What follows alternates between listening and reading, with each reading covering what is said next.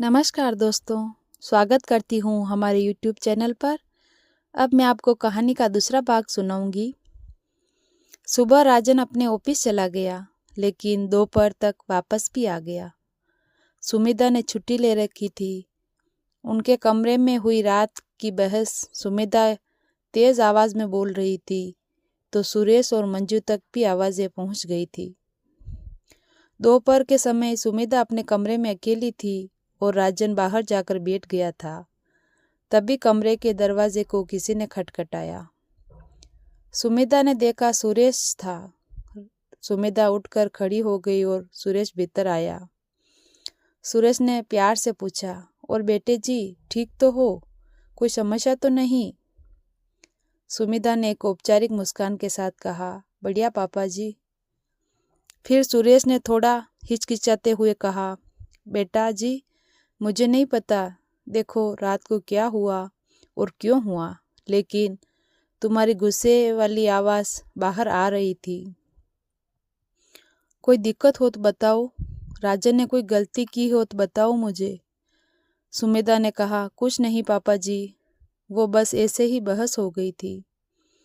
सुरेश ने एक सत्यान्वेषण मुस्कान लाते हुए कहा, फिर तुम दोनों आपस में बात क्यों नहीं कर रहे हो? सुमिता अब कुछ नहीं समझ आ रहा था क्या कहे।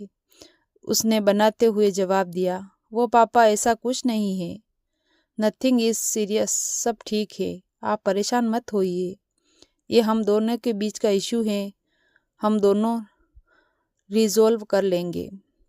अब सुरेश ने अधिकार के साथ कहा, देखो बेटा मैं इस घर का मुखिया हूँ, अब कुछ भी होगा तो उसे ठीक करना और देखना मेरा काम है।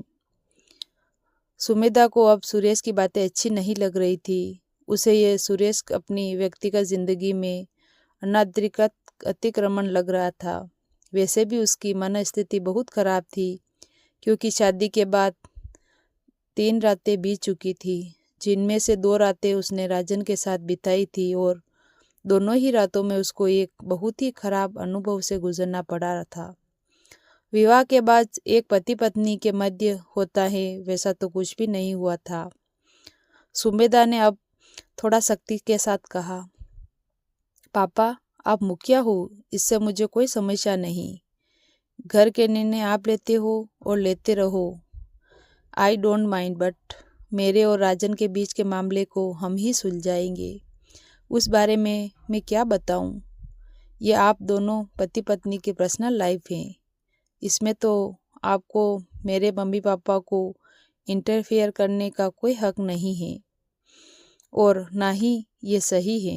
सुमिता ने ये बात बेहद ही कड़क अंदाज में कही थी। सुरेश की आगे कुछ बोलने की हिम्मत नहीं हुई। सुरेश बाहर आकर बैठ गया। उसकी हिम्मत ही नहीं हुई किसी और से इस विषय में बात करने की। वो पुरानी यादों में खो गया। उसे याद आया राशि और राजन की शादी को 6 महीने ही बीते थे। इस दौरान एक बार भी ऐसा नहीं हुआ कि राशि और राजन दोनों अकेले कहीं घूमने गए हों। रिश्तेदारियों में हुए कार्यक्रम में भी राशि और राजन यदि गए तो सुरेश और मंजू साथ होते थे। राशि से जुड़े मामलों पर राजन अकेले निर्णय नहीं लेता था, बल्कि वो पहले सुरेश से पूछता था। यहाँ तक कि राशि की बहुत सी छोटी छोटी खरीदारी के लिए भी राजन बोल देता था, मम्मी से बोल दो वो ला देगी। राशि अपना व्यक्तित्व जरूरी सामान मायके से ही ले आती थी। एक दिन राशि को एक पड़ोस की महिला ने एक टिक्की वाले के संबंध में बताया, तो राशि का भी मन हुआ राजन के साथ जाकर खाएं। राशि ने राजन को फोन करके अपनी इच्छा बताई और थोड़ा जल्दी आने को कहा। राजन शाम को ऑफिस से आ गया। राशि तैयार थी, लेकिन राजन ने तबीयत खराब होने का बहाना भर दिया। राशि का मूड खराब हो गया और दोनों के मध्य गर्मा गर्मी होने लगी। राजन उसे बाहर ले जाने से बच रहा था। तभी सुरेश भी कमरे में आ गया और मामले की जानकारी होने पर राशि को बाहर का ना खाने पर खूब लंबा प्रवचन सुनाया और चलते हुए कहा, बेटा राशि कुछ भी चाहिए मुझसे बोल, मैं ला कर दूंगा। मैं इस घर का मुखिया हूँ और जैसे मेरे लिए राजन है वैसे तू भी। सुरेश अतीत से वापस आया तो उसको याद आया कि इसका इतना कहने पर भी उस दिन राशि कुछ नहीं बोली थी, लेकिन आज सुमिता के कड़े शब्द उसके दम को भीतर तक भेद गए। उस रात सुमिता और राजन में कोई वार्तालाप नहीं हुआ। राजन सुमिता के निकट जाने से डर रहा था। पिछले कुछ दिनों की घटनाओं ने उसे बहुत कुछ डरा दिया था, जबकि सुमिता को लगता था कि राजन के दिलो दिमाग पर राशि ही छाई है। सुमिता बस ये सोचकर परेशान थी कि जिस राशि से छुटकारा पाने को और उसे शादी करने के लिए पता नहीं राजन ने क्या क्या किया था, आज बार बार उसे राशि की ही याद क्यों आ जाती है। अगले दिन सुबह सुमिता भी तैयार होकर ऑफिस के लिए चल दी। राजन ने आश्चर्य से पूछा, तुमने तो छुट्टी ली हुई थी।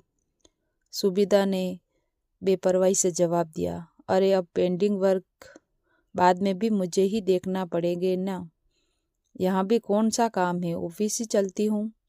राजन ने समझाने के अंदाज में कहा, यार जब लीव सेक्शन में है तो क्यों जा रही हो, यहाँ अभी तुमसे मिलने के लिए मेहमान भी आ जाते हैं, इतनी जल्दी ऑफिस जाना शुरू कर दोगी तो यार इसका अच्छा इम्प्रेशन नहीं जाएगा। सुमिता पहले से ही क्रोध के आवेग को दबाए हुए थी, लेकिन राजन की बात उसे ऐसी लगी जैसे कि ये उसका अस्मिता का खुला अतिक्रमण है। सुमिता ने धीमी आवाज में कहा, लेकिन कड़े लहजे में कहा, राजन, आई am not Rashi, I am not a bloody fool and illiterate rural woman. I am a professional and I have my choice and my own view. So don't intrude. राजन को राशि का ये रवैया बिल्कुल भी अच्छा नहीं लगा, लेकिन उसकी हिम्मत नहीं हुई प्रत्युत्तर देने की। अपने ऑफिस में सुमिता ने काम तो बहुत कुछ भी नहीं किया, उसे राजन से किए व्यवहार को भी लेकर आत्मग्लानि हुई। सुमिता ऑफिस से बीच में ही समय निकालकर सीधे बाजार गई और राजन के लिए कुछ खरीदा। शाम को दोनों एक साथ अपने ऑफिस से वापस आए। सुमिता का मूड अब सही था। रात्रि में जब राजन कमरे में आया तो सुमिता ने उल्लास के साथ एक गिफ्ट रैप राजन के हाथ में दिया। राजन सुमिता के चेहरे पर मुस्कान देखकर एकदम ताज़ा हो गया। राजन ने प्रश्नवाचक दृष्टि से देखते हुए गर्दन को बकलाते हुए बिना शब्दों सुमिता से इस गिफ्ट के संबंध में पूछा, तो सुमिता ने चहक कर उत्तर दिया, तुम्हारा गिफ्ट है, खोलकर देख लो। फिर उसने मादक अंदाज में अपनी छाती के उभारों को राजन के सामने प्रदर्शन करते हुए कहा, और फिर अपने इस गिफ्ट को भी खोल लेना। राजन ने तेजी से गिफ्ट को खोलना शुरू किया। रैपिंग खोलते ही उसके सामने मुफ्ती शर्ट का एक गत्ते का डिब्बा था। राजन ने डब्बा खोला तो उसमें हल्के नीले रंग की और गहरे नीले रंग से कढ़ाई की हुई एक सुंदर सी कमीज थी। राजन, जिसके चेहरे पर एक उत्सुकता और उल्लास भरी मुस्कान तैर रही थी, अब उसके भाव बदल गए थे। उसकी आंखें फटी रह गई थी और उसके चेहरे पर पसीना तैर गया था। भय से चीखते हुए राजन ने उस डिब्बे को ऐसे दूर फेंक दिया जैसे उसके हाथ में कोई बम हो। सुमिता भी घबरा गई थी। उसने राजन को पकड़ते हुए कहा, क्या हुआ राजन? राजन ने डरते हुए पूछा, कहाँ से लाई हो ये कमीज तुम? सुमिता ने राजन के माथे पर हाथ रखते हुए कहा, यार ऑफिस के बीच में ही मुफ्ती कलेक्शन पर गई थी, वहीं से लाई आपके लिए। सुमिता ने उस पैकेट को उठाकर उसकी जांच की और बोली, कुछ भी तो नहीं है, हो क्या गया है तुम्हें? फिर सुमिता ने वो पैकेट राजन की तरफ बढ़ाया, लेकिन राजन घबरा कर पीछे हट गया।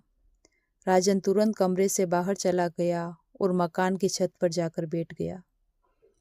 सुमिता परेशान हालत में कमरे में ही खड़ी रह गई। राजन को छत पर भी अकेले डर लग रहा था। उसे बिल्कुल समझ नहीं आ रहा था कि उसके साथ क्या हो रहा है। उसने इतनी धीमी आवाज़ में कि वो अन्य किसी को न सुनाई दे आवाज़ लगाई, राशि, राशि? राजन चारों तरफ देख रहा था। फिर उसने कहा, राशि, तुम यही हो ना? सामने आओ। अब क्या मरकर भी मेरा पीछा नहीं छोड़ोगी? राजन दीवार से सटकर अपने घुटनों की सिकोड़कर उनमें अपना सिर घुसा कर बैठ गया। बैठे बैठे राजन फिर से अतीत की याद में खो गया। राशि और राजन के मिलन की रात के अगली सुबह जब राजन ऑफिस जाने को तैयार हो रहा था, राशि ने एक गिफ्ट राजन की तरफ बढ़ाया। राजन ने गिफ्ट लेते हुए पूछा, क्या है ये? राशि ने शर्माते हुए कहा, वो आपके लिए बुशर्ट खरीदी थी, आज इसे ही पहनकर जाओ ना ऑफिस। राजन ने खुश होते हुए उस पैकेट को खोला तो हल्के नीले रंग की एक कमीज जिस पर गहरे नीले रंग की सुंदर कढ़ाई थी। आसुमिदा जो कमीज लाई थी हूबहू उस कमीज जैसी ही थी। राजन झटके से वर्तमान में आया। राजन का दिमाग चकराया हुआ था। जब भी वो सुमिदा के निकट जाने का प्रयास करता तो राशि कहीं न कहीं बीच खड़ी महसूस हो रही थी। ये घटनाएं बता रही हैं कि राशि यहीं कहीं है, बिल्कुल उसके पास, हर समय, हर क्षण। राजन भागकर नीचे आया। राजन जिस कमरे में आया था ये छोटा सा कमरा था जो स्टोर के तरफ उपयोग हो रहा था। राजन ने उसमें से एक छोटा सा लोहे का संदूक निकाला और उसे ऊपर लेकर गया। छत पर जाकर उसने उस संदूक को खोलकर उसमें से कुछ सामान निकालना शुरू किया। ये वो सामान था जो राशि ने कभी उसे उपहार स्वरूप दिया था। इसमें से ही उसने उस कमीज को निकाल कर देखा। वो वाकई हूबहू वैसी ही थी। राजन की घबराहट अब और ज़्यादा बढ़ गई। राजन ने अपना सर पकड़कर खुद से कहा, क्यों रखी थी ये मनहूस चीज़ें संभाल कर मैंने, क्यों? उसे कुछ सूझा और वो भागकर नीचे गया। राजन नीचे से माचिस लेकर आया। उसने उस कमीज की आग के हवाले कर दिया। एक एक करके उस संदूक के सारे सामान को उस आग के हवाले करता चला गया। उस संदूक में सभी उपहार, कपड़े, फिर कागज़ के कार्ड थे। इन्होंने आग तेजी से पकड़ ली थी, लेकिन आग की ज्वाला कुछ ज़्यादा ही तेज हो गई थी, बहुत ही ज़्यादा बुलंद। ये देखकर राजन पीछे हट गया। तभी राजन को उस भड़कती हुई आग में राशि दिखाई दी। राजन पागलपन में बोला, जाओ जाओ यहाँ से, कोई नहीं यहाँ तुम्हारा। लेकिन राशि उस आग की ज्वाला से बाहर आकर राजन के सामने खड़ी हो गई। राजन की आंखें पथरा गई थी। राशि का चेहरा शांत था। राशि ने राजन से कहा, इस आग के फेरे लेकर ही तुमने मुझसे गठबंधन किया था, याद है ना? 7 जन्मों का गठबंधन जोड़ा था हमसे।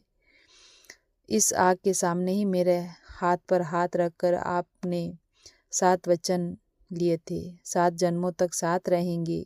वो गठबंधन हमारे शरीरों का नहीं था, हमारी आत्माओं का भी था। ये चीज़ें जल जाएगी, मेरा शरीर भी जल गया, लेकिन क्या इस आत्मा को जला पाओगे? और ये आग तो गवाह है इस गठबंधन की। तो याद रखना, ये अग्नि ही उस गठबंधन की साक्षी है और ये उसकी रक्षा करेगी हमेशा। राशि पीछे को मुड़ी और उस अग्नि की ज्वाला में समा गई। राजन पागलों की तरह चिल्लाने लगा, माफ़ कर दो मुझे, प्लीज़ राशि, माफ़ कर दो मुझे, मैंने गलत किया, मेरा पीछा छोड़ दो। राजन जोर जोर से चिल्ला रहा था तो सुरेश और मंजू, सुमेधा भी ऊपर आ गए। कुछ पड़ोसी भी आ गए। सुरेश ने राशि का नाम राजन के मुंह से सुन लिया था तो वो राजन को शांत करवाते हुए नीचे ले आया। सुमिता ने सुरेश से कहा, पापा 1 मिनट बाहर आओ। सुरेश चुपचाप बाहर आ गया। सुमिता ने सुरेश को पिछले दिनों राजन की अजीब हरकतों के बारे में बताया। सुरेश ने सुमिता से बोला, बेटा राजन बहुत ही सीधा है, ज़रूर उसके दिमाग में डर बैठ गया है।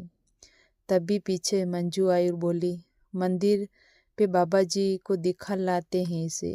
सुरेश जलाते हुए बोला, तू चुप रह, फालतू मत बोलो, मैं खुद देख लूँगा। सुमिता को सुरेश की इस तरह से मंजू से बात करना पसंद नहीं था, लेकिन अभी उसने इस पर ध्यान नहीं दिया। सुमिता ने सुरेश से कहा, पापा हनीमून अभी मैं कैंसिल कर रही हूँ। कल ऑफिस न जाकर मेरठ के साइकेट्रिस्ट हैं, बहुत अच्छे, मुझे और राजन को जानते भी हैं, उन्हें राजन को दिखा लेती हूँ। मंजू ने हिचकते हुए पूछा, वो कौन हुए हैं? सुमिता अभी सोच रही थी कि कैसे समझाए, तभी सुरेश ने जवाब दिया, दिमाग का डॉक्टर। ये सुनते ही मंजू को झटका सा लगा और बोली, मेरा बच्चा पागल थोड़ी हो गया, हद कर दी तुमने तो। सुमिता ने माथे पर हाथ मारते हुए अपनी जल्लाहट का प्रदर्शन किया। सुरेश समझ गया था कि सुमिता अब कड़ा जवाब देने वाली है, तो वो मंजू को फटकार लगाते हुए अंदर ले गया। राजन बिस्तर पर तंद्रावस्था में था, तो बाकी दुनिया से तो दूर अपने अतीत में खोया हुआ था। शादी के कुछ दिन बाद तक सब कुछ सही था। राशि एक देहाती परिवार से थी, बस इंटर पास थी, लेकिन फिर भी राजन को बहुत भाती थी। परंतु स्थितियां बदलने के साथ साथ सुरेश की महत्वाकांक्षाओं को भी पंख लग रहे थे। सुरेश ने हमेशा गरीबी देखी थी, लेकिन बेटे के सीए बनने के बाद उसकी जिंदगी आरामदायक हो गई थी। राजन के सीए बनते ही राशि का रिश्ता आया था, जो उस समय सुरेश के लिए सौभाग्य की बात थी, क्योंकि राशि का परिवार एक धनाढ्य परिवार था। दहेज भी खूब दिया था, इतना कि सुरेश का मकान बन गया, घर के सारे सुख सुविधा के सामान भी आ गए। लेकिन जैसे जैसे समय बीता, लोगों ने बातें बनानी शुरू की, तो सुरेश को अपना फैसला अपनी गलती लगने लगा था। सामान्यतया सुरेश को ये सुनना पड़ता था, राजन की शादी तो किसी बड़े परिवार में हो जाती, दहेज इससे भी ज़्यादा मिल जाता। बल्कि सुरेश, तूने गलत किया, राजन का ब्याह किसी सीए लड़की से ही करना था। सुरेश के साथ साथ मंजू को भी अब लगने लगा था कि उन्होंने जल्दबाजी कर दी। सुरेश की ये छटपटाहट रह रह कर बाहर आने लगी थी। अब वो अक्सर राशि को उसके देहाती अंदाज के कारण टोकने लगा था। मंजू को भी अब राशि के पहनने ओढ़ने और खाने बनाने जैसे काम में खामी दिखाई देने लगी थी। लगभग रोज शाम को राजन से भी इस विषय में शिकायत की जाती थी, और एक दिन राशि के सब्र का बांध टूट ही गया। वो अपनी सास से काफ़ी बहस कर बैठी। मंजू और राशि की बहस अब ज़्यादा बढ़ने लगी तो सुरेश का गुस्सा कुछ ज़्यादा ही बढ़ गया था। उसने अपनी बहू राशि पर हाथ उठा दिया। राशि के लिए बहुत ही अजीब और हृदय विदारक घटना थी। ससुर ने उस पर हाथ उठाया। शाम को आते ही राशि ने राजन से सब बातें कही, लेकिन राजन पर तो जैसे कोई प्रभाव नहीं पड़ा। राशि ने गुस्से में राजन से कहा, शादी से आज तक आप मुझे कहीं बाहर घुमाने भी नहीं ले गए। जब मैंने आपसे बाहर जाने को कहा तो जवाब मेरे ससुर जी ने दिया, बाहर नहीं जाओगे। हर बात अपने बाप से ही पूछकर करोगे क्या? बाप बोल दे छोड़ ही दोगे? मुझे पता है। राजन ने कुछ जवाब नहीं दिया, और वो रात राशि के आंसुओं के सहारे गुजरी। लेकिन अब लगभग रोज ही ये होता था। जब राजन घर वापस आता तो उसे सुरेश और मंजू से राशि की शिकायत ही सुनने को मिलती थी। इस गुस्से में राजन ने अब राशि पर हाथ उठाना शुरू कर दिया था, और राजन भी सुरेश और मंजू से बहस करने लगी थी। मामला अब दोनों परिवारों के मध्य में पहुंच गया। 2-3 बार समाज की पंचायतें भी हुई, लेकिन इन सब के बावजूद भी राजन राशि से बहुत ज़्यादा दूर नहीं हुआ था। पर अब सुरेश को ये लगने लगा था कि राशि इस घर के लिए मुसीबत है और इससे छुटकारा लेना ही होगा। अक्सर वो राजन के सामने कह दिया करता था, बेटा ये रिश्ता चलने वाला ज़्यादा दिन नहीं। लेकिन फिर भी राजन के जीवन में कुछ खास बदलाव आए जिन्होंने उस राशि से दूर करना शुरू कर दिया। राजन जिस कंपनी में था उसमें ही सुमिता ने ज्वाइन किया था।